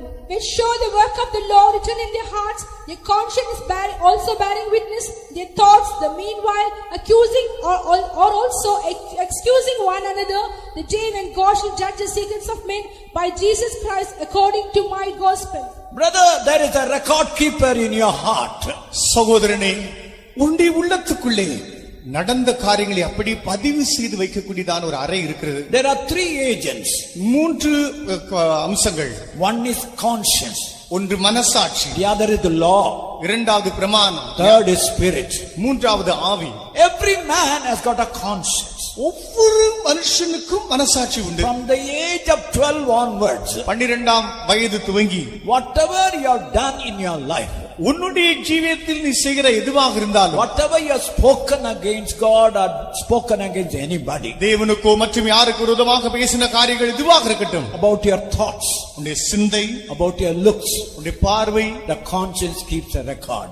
உன்னுடைய மனசாட்சி ஒரு பதிவு செய்து வைத்திருக்கிறது. This conscience will always hinder you to come closer to God. இந்த மனசாட்சி எப்போதும் தேவனண்டையில் நெருங்கி சேர உன்னை தடுத்துக் கொண்டே இருக்கும். You may be longing to come closer to God, நீ தேவனண்டையில் நெருங்கி வருவதற்கு நீ அங்கலாய்க்கலாம். but this conscience will say you have done that, ஆனால் இந்த மனசாட்சியோ நீ அதை செய்து விட்டாயே, you have spoken like that, நீ அப்படி பேசினாய், you looked at that particular place, அந்த குறிக்கப்பட்ட இடத்தில் இப்படி பார்த்தாய். even a computer may fail but a conscience will never fail. ஒரு கணிப்பொறி கம்ப்யூட்டர் கூட தவறிவிடும், ஆனால் மனசாட்சி தவறவே தவறாது. In the Old Testament, பழைய ஏற்பாட்டில் the Lord told them to offer certain sacrifices. தேவனோ சில பலிகளை செலுத்தும்படி அவர்களிடத்தில் சொல்லியிருந்தார். Every year they have to offer sacrifices because every year they were reminded of their sins. ஒவ்வொரு வருஷமும் பலி செலுத்த வேண்டும், ஏனென்றால் ஒவ்வொரு வருஷமும் முன்னே செய்த பாவங்களின் நினைவின் படிவிருந்து. That is how they could never get a true deliverance from their mind. ஆகவே தான் தன்னுடைய மனதிலிருந்து மெய்யான விடுதலை இல்லை. Every year they have to offer a bull or a lamb or a turtle dove to get the relief of that conscience. ஒவ்வொரு வருஷமும் தங்களுடைய மனசாட்சியிலிருந்து சற்று ஒரு விடுதலை பெற்றுக்கொள்ள காளை, ஆடு மற்றும் புறாவை செலுத்த வேண்டும். So in the Old Testament they could never be delivered entirely from that evil conscience. இவ்விதமாக துர்மனசாட்சியிலிருந்து பழைய ஏற்பாட்டில் முற்றிலுமான விடுதலை அவர்கள் பெற்றுக்கொள்ள கூடாது இருந்தது. Now read Hebrews 9th chapter. எபிரேயர் 9ஆம் அதிகாரம் வாசியுங்கள். 13 and 14. 13, 14 வசனங்கள். அதெப்படி எனில் காளை, வெள்ளாட்டுக்கடா இவைகளின் இரத்தமும் தீட்டுப்பட்டவர்கள் மேல் தெளிக்கப்பட்ட கடாரியின் சாம்பலும் சரீர சுத்தி உண்டாகும்படி பரிசுத்தப்படுத்துமானால், நித்திய ஆவியினாலே தம்மை தாமே பழுதற்ற பலியாக தேவனுக்கு ஒப்பு கொடுத்த கிறிஸ்துவனுடைய இரத்தம் ஜீவனுள்ள தேவனுக்கு ஊழியம் செய்வதற்கு உங்கள் மனசாட்சியை செத்த கிரியைகளை சுத்திகரிப்பது எவ்வளவு நிச்சயம். For if the blood of bulls and of goats, the ashes of the heifer, sprinkling the unclean, sanctified to the purifying of the flesh, how much more shall the blood of Christ, which through the eternal Spirit offered himself without spot to God, purge your conscience from dead works to serve the living God. Dear brother, dear sister, அருமையான சகோதரனே, சகோதரியே, nothing in this world can wash away the conscience that you have. இந்த உலகத்தில் இருக்கிற எதுவாக இருக்கட்டும் உன் மனசாட்சி கழுவி சுத்திகரிக்க முடியாது. There are so many dead works, one day or another they will come and point you in your mind. உன்னுடைய மனதிலே வந்து உன்னை இதுவும் அதுவுமாக குற்றம் சாட்டுகிறதான எத்தனையோ விதமான செத்த கிரியைகள் உண்டு. There is only one way by which you can be completely be cleansed from the dead works.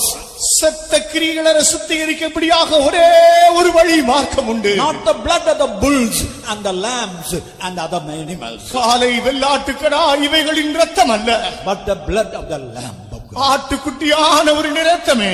When the blood of the lamb of God washes you, ஆட்டுக்குட்டியானவருடைய இரத்தம் உன்னை கழுவி சுத்திகரிக்கும். your evil conscience is cleared.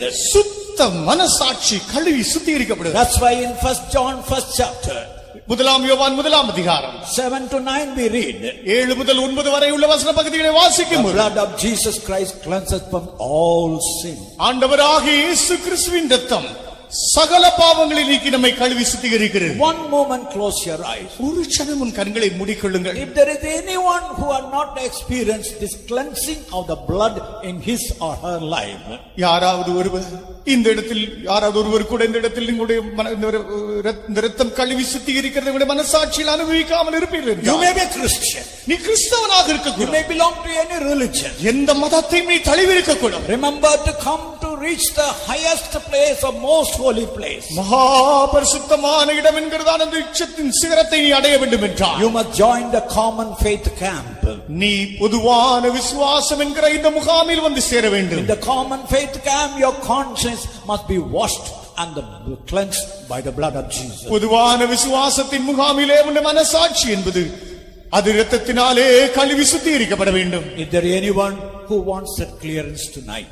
இங்கு இந்த ராத்திரி வேளையில் யாருக்காவது ஒரு விடுதலை வேண்டும் என்று வாஞ்சிப்பார் இருப்பாய். Is there anyone who wants, yes, I want to have that clear conscience. ஆமையா, எனக்கு சுத்த மனசாட்சி வேண்டும் என்று வாஞ்சிப்போர் யாராவது I இருந்தால், have done so many things against God. தேவனுக்கு விரோதமாக ஏராளம் காரியங்களை நான் செய்து My விட்டேன். life is full of sin. என் வாழ்க்கை எல்லாம் பாவத்தினால் நிறைந்திருக்கிறது. I drank, I smoked, I fought, I lived an immoral life. குடித்தேன், புகைப்பிடித்தேன், தவறுகளை செய்தேன், பாலியத்துக்குரிய முறைகேடான பாவங்களை எல்லாம் செய்து விட்டேன். I am not worthy to come closer to God. தேவன் அண்டையில் நெருங்கி சேரக்கூட நான் தகுதியற்ற ஒரு ஆள். Every time my conscience is hitting me, ஒவ்வொரு முறையும் என் மனசாட்சியே என்னை குற்றம் விதித்துக் I கொண்டிருக்கிறது. want a clearance tonight. இந்த ராத்திரி வேளையில் எனக்கு ஒரு விடுதலை வேண்டும் ஐயா. If you are really sincere, close your eyes and lift up your right hand. நீ உண்மையாகவே உத்தமமாய் இருப்பாய் என்றால் உன்னுடைய வலது கரத்தை நீ உயர்த்துவாயாக. Lord, I want a clearance tonight. ஆண்டவரே, இந்த ராத்திரி வேளையிலே எனக்கு ஒரு விடுதலை வேண்டும். Wash me, cleanse me with thy precious blood. என்னை நீ கழுவி விடும். உம்முடைய விலையேற பெற்றதான இரத்தத்தினால் என்னை சுத்திகரித்து விடும். I want to have that common faith. எனக்கு அந்த பொதுவான விசுவாசம் தேவை. I want to enter in the new life where I can start and go up to the highest place. அந்த உன்னதமான உச்ச சிகரத்துக்கு நான் அடையும்படியாக அந்த வழியிலே என் வாழ்க்கையை தொடர நான் வாஞ்சிக்கிறேன் ஐயா. மௌனமாக உங்களை கர்த்தருக்கு போடுங்கள். Silently let's all dedicate ourselves in the hands of the Lord. தேவனுடைய பிள்ளையே, நண்பனே, Child of God, oh friend of God. இந்த இயேசு ரத்தம் இல்லாமல் இந்த பொல்லாத மனசாட்சியிலிருந்து விடுதலை பெறவே முடியாது. Without the blood of Lord Jesus Christ we cannot deliver from the wicked conscience. இன்று உனக்கு மரணம் சம்பவிக்குமானால், If you're going to face death today, உன் தேவனாய கர்த்தருக்கு முன்னால் நீ எப்படி நிற்பாய்? how are you going to stand before your Lord வேற God? யாரும் உன்னை குற்றப்படுத்த முடிய மாட்டார்கள். No one will find fault with you. உன்னை மனசாட்சியே உன்னை குற்றப்படுத்தும். Your own conscience will find. இயேசு இன்று உன்னை அழைக்கிறார். Today Jesus is அவருடைய calling. ரத்தம் கல்வாரியிலிருந்து இன்னும் ஒழுகிக் கொண்டிருக்கிறது. Oh, his blood is oozing from அந்த Calvary. ரத்தத்தால் நீ கழுவப்பட்டவளாய் Being washed with his blood. இன்று நீ போவாயானால் அவரை சந்தோஷத்தோடு அவருடைய திருமுகத்தை பார்க்க முடியும். If you go back, you can come, you can see him with all gladness. உன்னுடைய இதயத்தை திறப்பாயாக. Oh, open your heart. உன்னுடைய ஜீவத்தை ஒப்படைப்பாயாக. You give your heart. இயேசுவே, Oh Jesus, நீர் கல்வாரியில் எனக்காக மரித்தீர். you died for me on Calvary. அந்த கல்வாரியின் ரத்தத்தால் என்னை கழுவும் ஆண்டவரே. You washed me with the blood of Calvary, என்னை oh God. என்னை சுத்திகரியும் You ஆண்டவரே. cleanse me, oh God. இதயத்தின் அடிவாரத்தில் அந்த சத்தம் வரட்டும். From the depth of your heart, let the cry come அந்த out. சத்தத்தை கர்த்தர் கேட்கிறார். God is listening to the cry. இன்றைக்கு Today, இப்பொழுது now. அந்த மன்னிப்பை பெற்றுக் கொள்ளுவாய். Let's all receive that ஒரு experience. புதிய மனுஷனாய் போவாய். You can go back as a new man, new person. தேவனுடைய பிள்ளைகளே, Oh, children of God. எவ்வளவு பாக்கியம் உள்ளவர்கள் நீங்கள். Oh, blessed you are. உங்களுடைய மனசாட்சி ஒரு காலத்தில் பொல்லாத மனசாட்சியா இருந்தது. Your conscience was a wicked conscience once. குற்றமுள்ள மனசாட்சியா இருந்தது. It was a conscience with offense. இயேசுவின் ரத்தம் உங்களை சுத்திகரித்தது.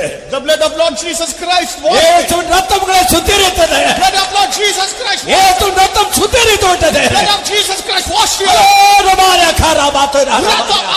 சபாரியா கராபாத்தரா. சபாரியா துடாடா கராபாயா. சபாரியா துடாடா கராபாயா. ரத்தத்தின் மனநாள் வாழ்வேன் சொர்க்கத்தில் கோடி கோடி யுகங்களாக. இரத்தத்தின் பலனால் வாழுவேன் சொர்க்கத்தில் கோடி கோடி யுகங்களாக. இரத்தத்தின் பலனால் வாழுவேன் சொர்க்கத்தில் கோடி கோடி யுகங்களாக. இரத்தத்தின் பலனால் வாழுவேன் சொர்க்கத்தில் கோடி கோடி யுகங்களாக. இரத்தத்தின் பலனால் வாழுவேன் சொர்க்கத்தில் கோடி கோடி யுகங்களாக. இரத்தத்தின் பலனால் வாழுவேன் சொர்க்கத்தில் கோடி கோடி யுகங்களாக. இரத்தத்தின் பலனால் வாழுவேன் சொர்க்கத்தில் கோடி கோடி யுகங்களாக. இரத்தத்தின் பலனால் வாழுவேன் சொர்க்கத்தில் கோடி கோடி யுகங்களாக. இரத்தத்தின் பலனால் வாழுவேன் சொர்க்கத்தில் கோடி கோடி யுகங்களாக. இரத்தத்தின் பலனால் வாழுவேன் சொர்க்கத்தில் கோடி கோடி யுகங்களாக. இரத்தத்தின் பலனால் வாழுவேன் சொர்க்கத்தில் கோடி கோடி யுகங்களாக. சொர்க்கத்தில் கோடி கோடி யுகங்களாக. ரத்தத்தின் ஒரு பெரிய ஊற்றுதல் நம்முடைய மத்தியில் உண்டாகிக் கொண்டிருக்கிறது. Now I can see a spring because of the blood is coming in us. அந்த ரத்தத்தின் ஊற்று ஒளியிக் கொண்டே இருக்கிறது. The spring of the blood is flowing through us. சத்துருவின் வல்லமை தார்க்கப்பட்டு விட்டது. The power of Satan is destroyed. பிசாசின் வல்லமை தாழ்த்தப்பட்டு விட்டது. Satan's power is destroyed. Hallelujah. Hallelujah.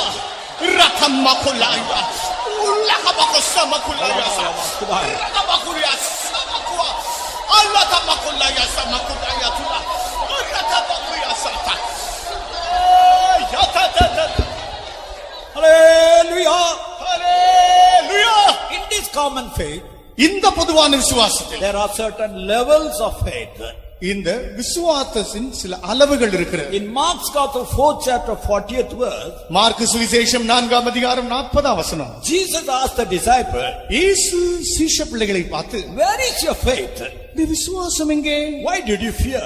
ஏன் பயப்படுகிறீர்கள்? That means if there is fear in your life, faith will be cancelled. உங்கள் ஜீவியத்தில் பயம் இருக்கும் என்றால் விசுவாசம் அவமாய் போகும். Faith of death, மரண பயம், faith of future, வருங்காலங்களை குறித்த பயம், faith of sickness, வியாதியை குறித்த பயம், faith of any fear of sickness and fear of what they call death. மரண பயம், வியாதியை பற்றிய பயம். And if you have this type of fear, இப்படிப்பட்ட பயம் இருக்கும் என்றால் it will remove faith from your life. உங்களுடைய ஜீவியத்தில் இருக்கிற விசுவாசத்தை அது நீக்கிவிடும். That's why perfect love casteth a fear. பூரண அன்பு பயத்தை புறமே தள்ளும். Never allow fear to what they call affect your faith. பயமானது உங்களுடைய விசுவாசத்தை நீக்கிவிடும்படியாக அதற்கு ஒரு காலம் இடம் கொடுத்து விடாதீர்கள். Matthew's Gospel 14 chapter 31. மத்தேயு சுவிசேஷம் 14ஆம் அதிகாரம் 31ஆம் வசனம். Jesus was walking on the sea. இயேசு சமுத்திரத்தின் மேல் நடந்து Peter கொண்டிருந்தார். saw Jesus walking on the sea. இயேசு கடலின் மேல் நடப்பதை பேதுரு கண்டார். Say, Lord, I also want to walk. ஆண்டவரே, நானும் கூட நடந்து வர வாஞ்சிக்கிறேன். Say, Lord, come. ஆண்டவர் சொன்னார், வா. As he was walking, அவன் நடக்கும்போது first he did not look at the sea and the waves.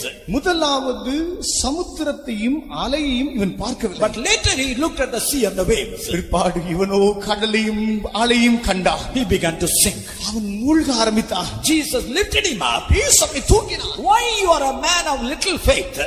ஏன் நீ அற்ப விசுவாசியா இருக்கிறாய்? Why did you doubt? ஏன் நீ சந்தேகப்பட்டாய்? That means faith, if you have a doubt, your faith will be little faith.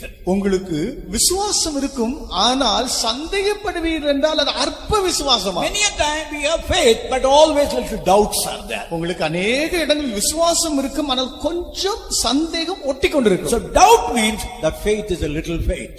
சந்தேகம் வந்தாலே உங்களுடைய விசுவாசம் அற்ப விசுவாசமாய். In Matthew's Gospel 8 chapter 10th verse, மத்தேயு சுவிசேஷம் 8ஆம் அதிகாரம் 10ஆம் வசனம். the centurion wanted Christ to come and pray for his servant. நூற்றுக்கு அதிபதியோ இயேசு வந்து தன்னுடைய வேலைக்காரனுக்காக ஜெபம் பண்ண வேண்டும் என்று Jesus வாஞ்சித்தார். said, I will come.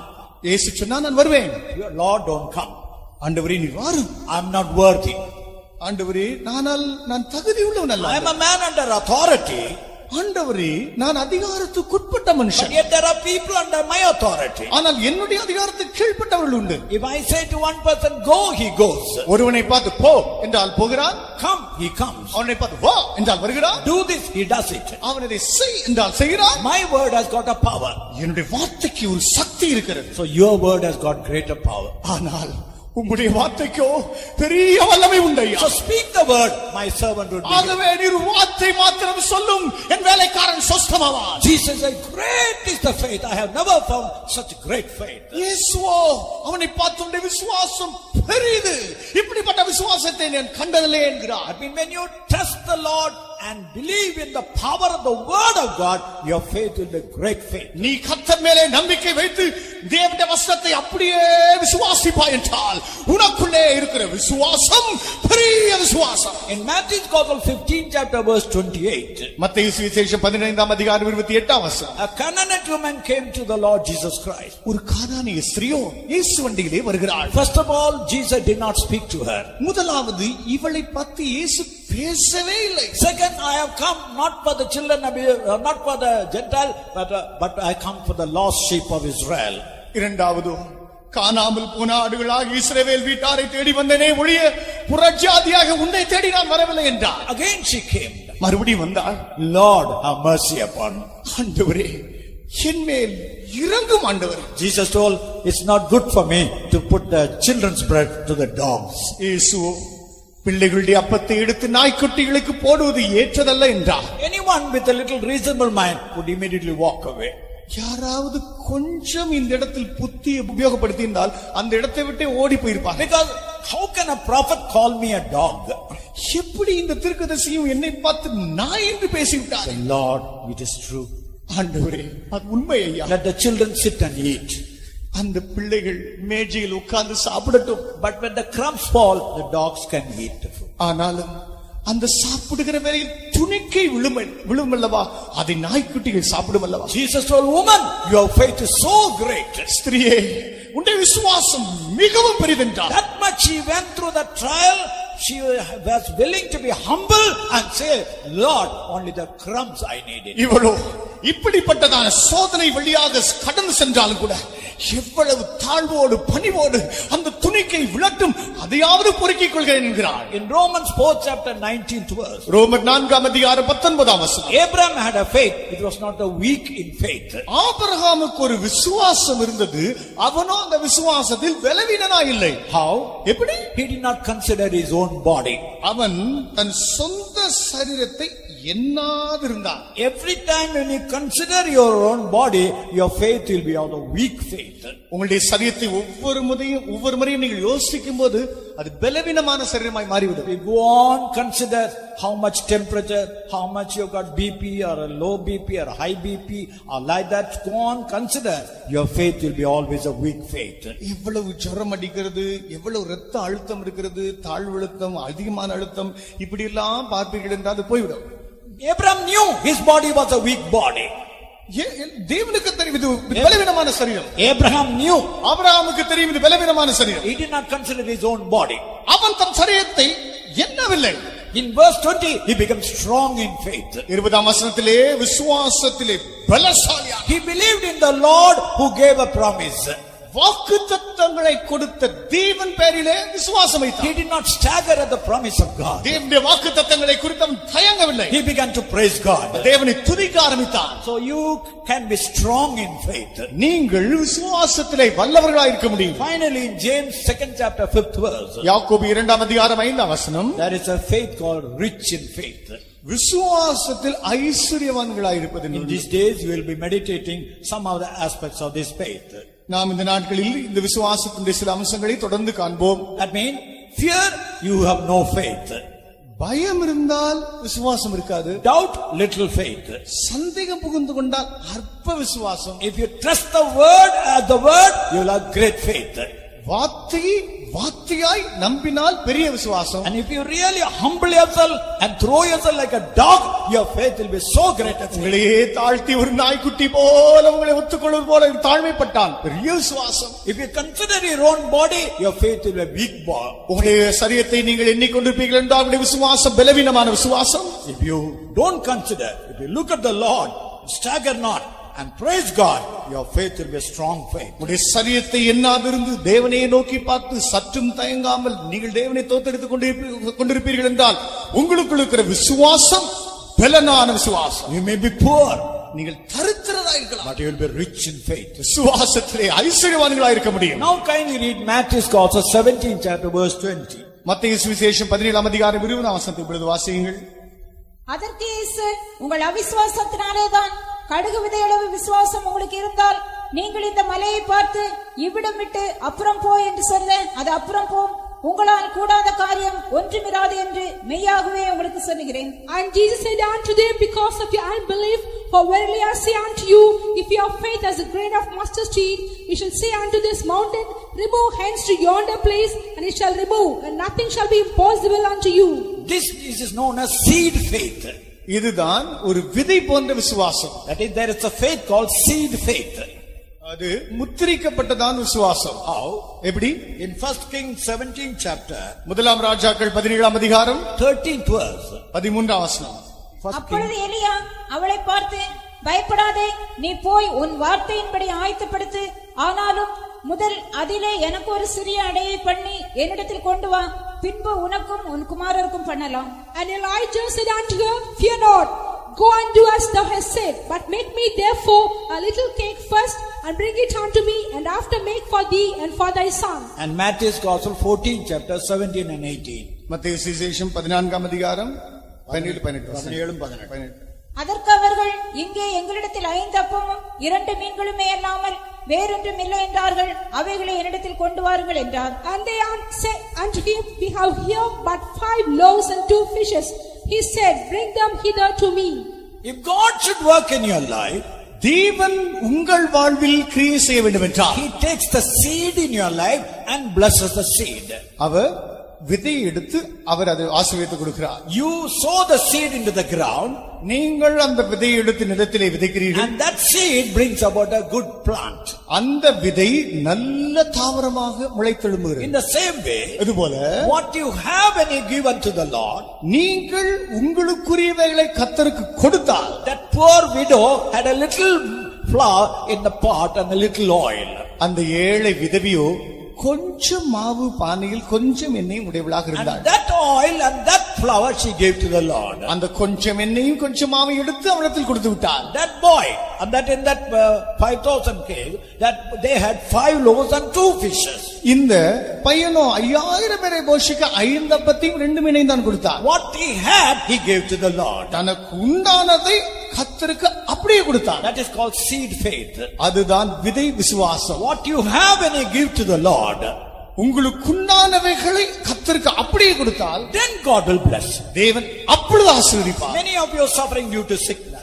உங்களுடைய அநேக பாடுகள் வியாதி நிமித்தமாக, Many of you are suffering due to financial problems. உங்களில் அநேக பண சம்பந்தமான கஷ்டத்தினால் கஷ்டப்படுகிறீர்கள். Why? ஏன்? What you have, you are not given unto the Lord. நீங்கள் உங்களுக்குண்டானவைகளை கர்த்தரிடத்தில் கொடுக்கவில்லை. In South Korea, there was a pastor. தென் கொரியாவிலே ஒரு பாஸ்டர் இருந்தார். He was telling the church, let us pray that the Lord may give us money to build a church. சபையை கட்டி எழுப்புவதற்கு தேவன் பணத்தை கொடுக்கும்படியாக நாம் எல்லாரும் ஜெபிப்போம் என்று சபையாரை பார்த்து சொன்னார். They all prayed. அவர்கள் ஜெபித்தார்கள். When he came home, அவர் வீட்டுக்கு வந்தபோது the Lord told, கர்த்தர் சொன்னார், you told the people to give what they have. ஜனங்களை பார்த்து அவர்களிடத்தில் உரியதை கொடுக்கும்படி நீ சொன்னாய். Did you give what you have? நீ உனக்குரியதை கொடுத்தாயா? Lord, what is that? அது என்ன? You have a house. உனக்கு ஒரு வீடு இருக்கு. Will you give that house to me? அந்த வீட்டை எடுத்து எனக்கு கொடுத்தாயா? Lord, I have only one house. How can I give this house and live? ஆண்டவரே, எனக்கு இருக்கிறது ஒரே ஒரு வீடு, அந்த வீட்டை கொடுத்து விட்டு நான் எங்கே போய் வாழ்வது? Then God said, you give what you have. நீ உனக்குண்டானதை எடுத்து கொடு.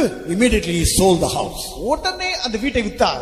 God blessed the work. தேவன் அந்த ஊழியத்தை ஆசீர்வதித்தார். In all your spiritual life, உன்னுடைய ஆவிக்குரிய ஜீவியம் அனைத்திலும் the reason why you are still struggling is நீ இன்னும் கஷ்டப்படுவதனுடைய காரணம், that is something which you are unable to give wholly unto the Lord. முழுமையாக எடுத்து கர்த்தருக்கு கொடுக்க முடியாத ஏதோ ஒன்று இருந்து கொண்டே இருக்கிறது. In your finance matters, உன்னுடைய பண சம்பந்தமான விஷயங்களில் the tithes you are holding it back. நீ தசம பாகத்தை உனக்கென்று வைத்திருக்கிறாய். God wants to bless you.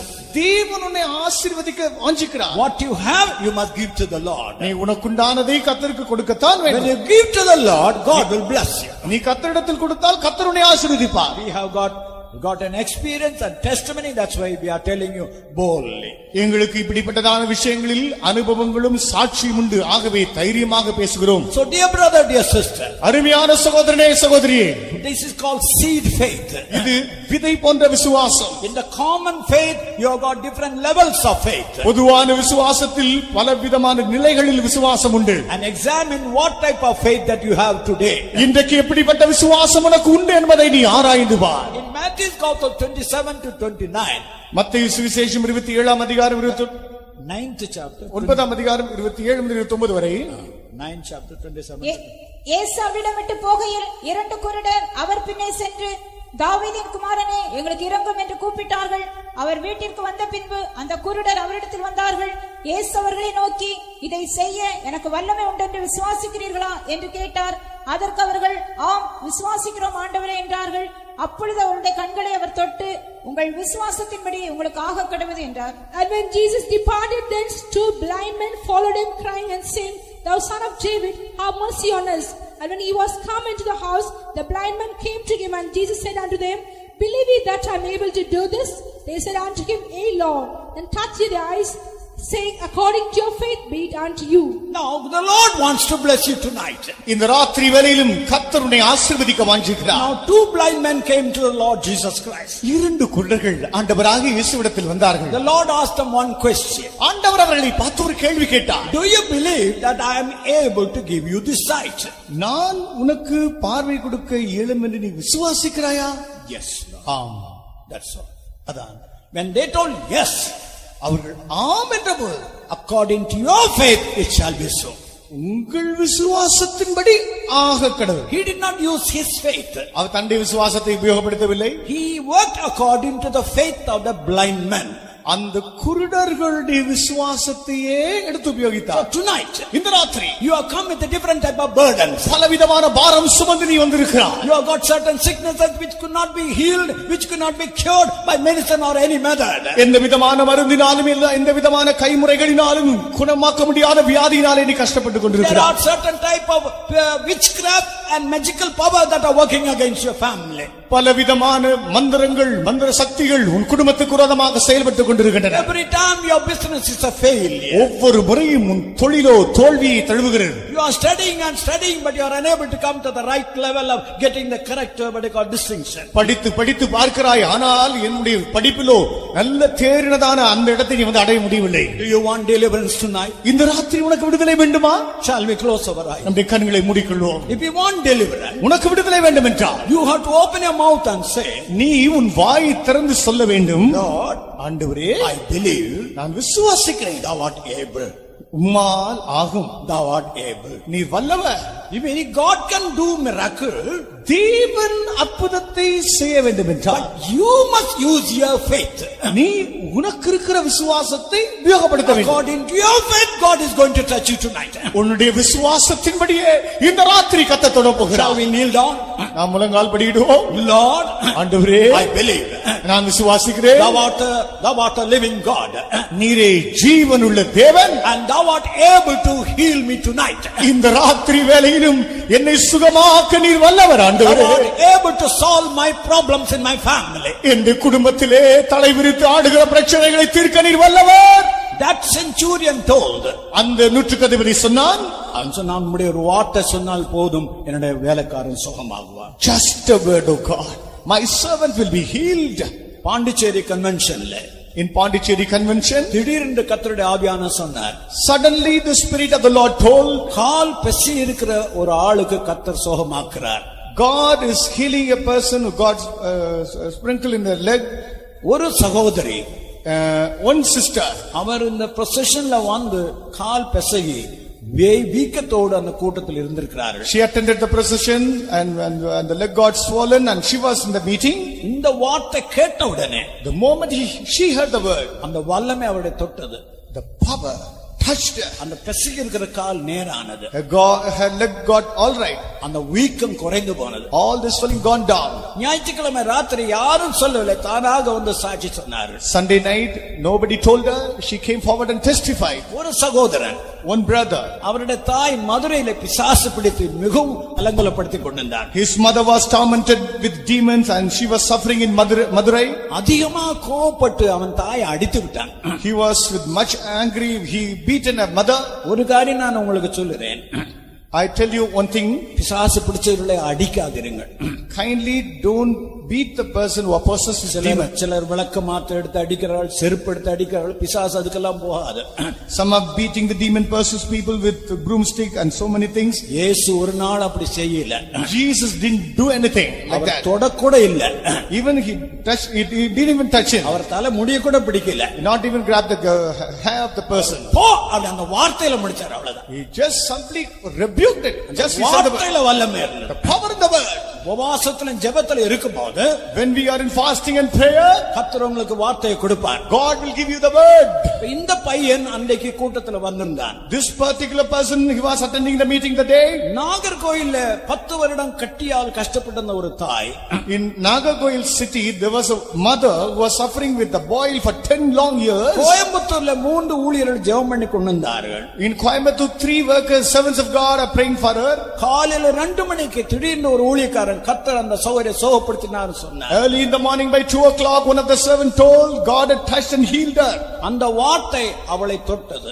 That word, he touched her. அன்றைக்கு காலை 5:30 மணிக்கு 10 வருடம் இந்த கட்டி உடைந்து விட்டது. In the morning 5:30 the boil for 10 long years completely broken. இந்த சாட்சியை அந்த சகோதரன் கேட்டான். This particular brother heard the testimony. என்னுடைய தாய் மதுரையில் இருக்கிறாள். My mother is in Majira. நானும் இங்க இருக்கிறேன். I am here. அந்த வார்த்தை அங்க போகட்டும். Let the word go there. அந்த வார்த்தை என்னுடைய தாயை சுகப்படுத்தட்டும். Let the word heal my mother. அவன் புதிய ஒரு விசுவாசி. He is a new believer. அவன் வாலிபன். He is a youth. ஆனால் வசனத்தை விசுவாசித்தான். But he was believing the word. ஆண்டவரே என்னுடைய தாயை சுகமாக்கணும். Oh Lord, you must heal my mother. ஞாயிற்றுக்கிழமை ராத்திரி, In Sunday night, அவன் சொன்ன சாட்சி, the testimony he shared, நான் மதுரைக்கு போகவில்லை, I didn't go to Majura.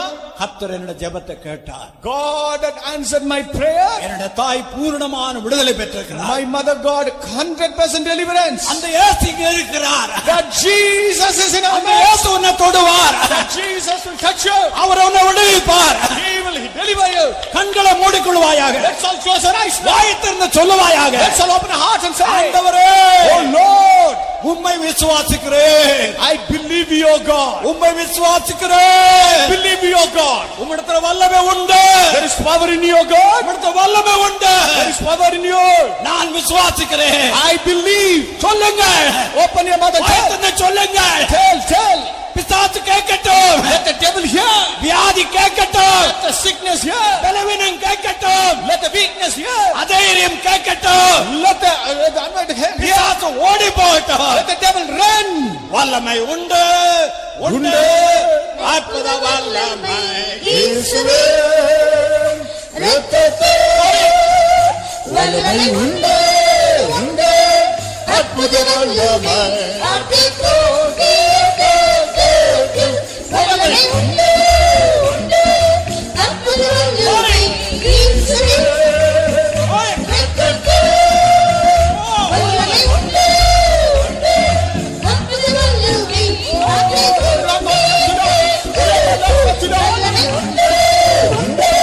அற்புத வல்லமை இயேசுவே ரத்தத்தே வல்லமை உண்டு உண்டு